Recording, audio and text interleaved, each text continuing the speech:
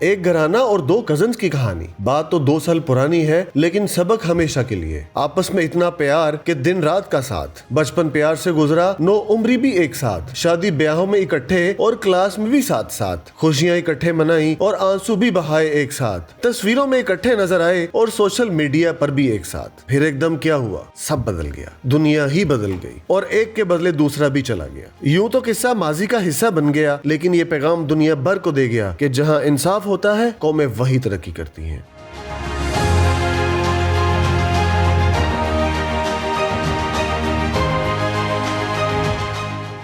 نوجوان محمد بن مرسل سعودی عرب کے شہر نجران کے رہنے والے تھے. معمولی سی تلخی کے باعث ان سے ایک کزن کا قتل ہو گیا. ان کو جیل ہو گئی. جیل میں کچھ عرصہ گزارنے کے بعد عدالت نے سعودی عرب کے قوانین کے مطابق ان کا سر قلم کرنے کا حکم سنا دیا. اسلامی تعلیمات کی روشنی میں شرعی طور پر مقتول کے ورثاء کے پاس دیت دینے یا فی سبیل اللہ معاف کرنے کا اختیار بھی ہوتا ہے. محمد مرسل کے قبیلے آل رزق کے بچوں، بزرگوں، نوجوانوں نے یہ فیصلہ کیا کہ مقتول کے قبیلے کے سامنے معافی کی درخواست رکھی جائے. وہ چاہے تو دیت لے، وہ چاہے تو معاف کرے. یہ درخواست رکھنے کا جو انداز تھا یہ اتنا منفرد تھا، یہ اتنی عاجزی اور فریاد لیے تھا کہ 2023 میں پورے عرب میڈیا کا یہ موضوع بن گیا. محمد بن مرسل کے قبیلے کے چھوٹے بڑے، بزرگ، بچے، خواتین اور بچیاں سبھی مقتول کے دروازے پر پہنچ گئے. مقتول کے ورثاء کو بلایا گیا. ان کے سامنے قبیلے کے سرداروں اور شیخوں نے، جوانوں اور بچوں نے اپنی قالیں، چادریں، جبے اتار کر مقتول کے ورثاء کے قدموں میں رکھے. عزت اور فخر سمجھی جانے والی چیزیں اور اشیاء اتار کر مقتول کی چوکھٹ میں رکھ دیے. اپنی چادروں سے گھٹنوں کو باندھ کر زمین پر لیٹ گئے. اپنے سروں پر مٹی ڈالی. ساری دولت مقتول کے ورثاء کے حوالے کرنے کی پیشکش بھی کر دی. عرب کے مشہور شاعروں سے معافی کے قصیدے پڑھائے. ننھے بچوں نے یوں معافی کی صدا کی کہ جگر کٹ جائے. جو اور جنتی اور جتنی چاہے دیت کی پیشکش کی گئی. پورا سعودی عرب بول پڑا کہ معاف کیا جانا چاہیے. شریعت نے دیت اور معافی کا آپشن بھی تو رکھا ہے، لیکن مقتول کے ورثاء نے نہ تو معاف کیا اور نہ ہی دیت پر راضی ہوئے. چنانچہ ستمبر 2023 کو نوجوان محمد بن مرسل کی گردن کاٹ دی گئی.